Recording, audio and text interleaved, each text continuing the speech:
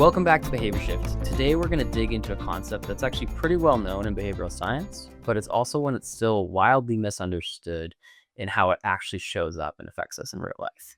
Yeah, Ben. So we're talking today about loss aversion. And I think most people have probably heard of it, but understanding it at a deeper level is where it actually becomes useful for us.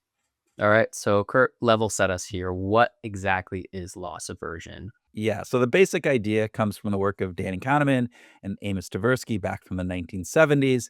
And loss aversion basically says that psychologically, losses loom larger than gains. So we feel the pain of losing something much more intensely than we do feel the pleasure of an equivalent gain of something.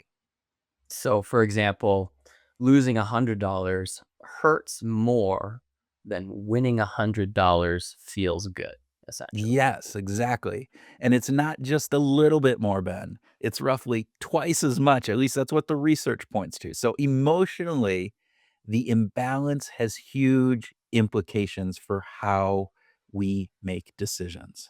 And why do you think that is? So part of it's evolutionary, right? So for most of human history, losses were really dangerous, right? You'd lose food or shelter or social standing. That just wasn't just this, oh, well, I'll just go down to the grocery store and pick up some more steaks tomorrow, No, that could mean the difference between survival or not surviving. So our brains evolved to treat loss as something urgent, something emotional, something that we need to avoid at almost all costs. Which makes sense evolutionary, but, how about now? What about in modern day? Yeah.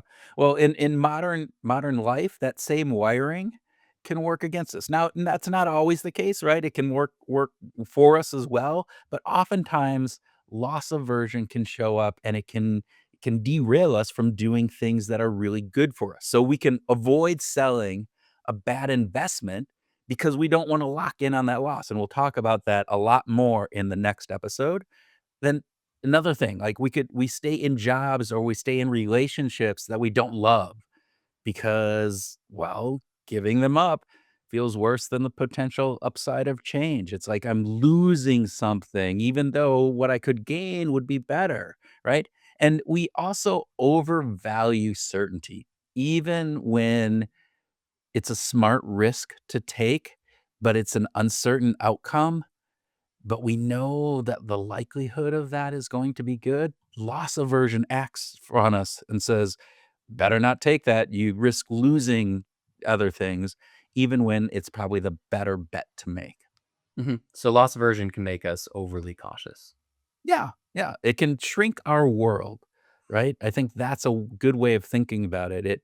It takes our world and shrinks it down because the fear of losing what we have can definitely outweigh the possibility of gaining something better. So let's go back to something you said earlier. With all this in mind, loss aversion isn't all that bad. Let's understand that a little bit more. Yeah, so correct. So think about this. Loss aversion can be incredibly motivating, right? We don't want to lose something, so we're going to work harder to avoid losing that than say it would be how hard we'd work to gain something that's equivalent. So it can be used as a way to motivate us. So that's why deadlines, why streaks, why don't break the chain systems work so well. It's kind of the different ways of incentives that we structure. I set them up as like, we give you the award, but we'll take it back if you don't achieve. There are lots of ways that you can tap into this. Yeah, I mean, we don't want to lose progress, right? Right. Well, loss aversion can drive that consistency, that discipline, that follow through if it's structured and it's framed correctly. So the key here isn't that we want to eliminate loss aversion entirely. It's that we want to understand how it's influencing us so that we can leverage that information. That's the heart of it, Ben. That's great. So loss aversion becomes problematic when it is invisible, when we don't think about it, we don't realize that it's working on us.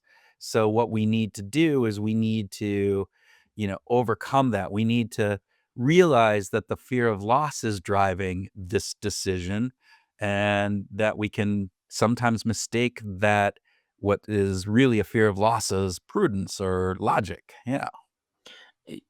we're kind of rationalizing and saying, "Hey, I'm just being realistic here," when the reality of the situation is we're actually being a loss avoidant and succumbing to that loss aversion. Exactly. And once you name it, once you understand it, you can work with it. Okay, so how do we do that? How do we leverage loss aversion instead of letting it trap us?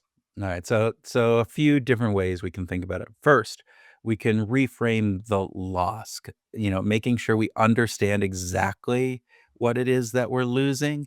Oftentimes we overestimate what those losses are. We exaggerate what they could be, right? So understand, what am I actually losing if I don't act? Sometimes the bigger loss is actually staying stuck and not taking that risk, which leads to the second piece, right? So attach loss to inaction, not just to action. So and let me explain this, right? So if you don't work out, you're losing energy, health, momentum, as opposed to, if I do work out, I'm gonna, lose the ability to sit in front of my television and different things. So you can have this conversation with yourself, about what it means to not do something and what is the potential loss that comes with that. So instead of fearing the loss, we actually want to go ahead and redirect that loss. Yeah, I mean, loss aversion is like fire, right? Uncontrolled, it burns things down. It's directed properly, it can fuel our progress. Very interesting. So one big takeaway, what is it with loss aversion? Um, Loss aversion is always in the room. Question is whether it's influencing your decisions, and note it is. The real question is it helping you move towards the life that you want, or is it keeping you from that? Great way to put it. So that's loss aversion. It's familiar, it's powerful, and way more nuanced than it gets credit for. Yeah, thanks for listening to Behavior Shift, folks, and we'll see you next time.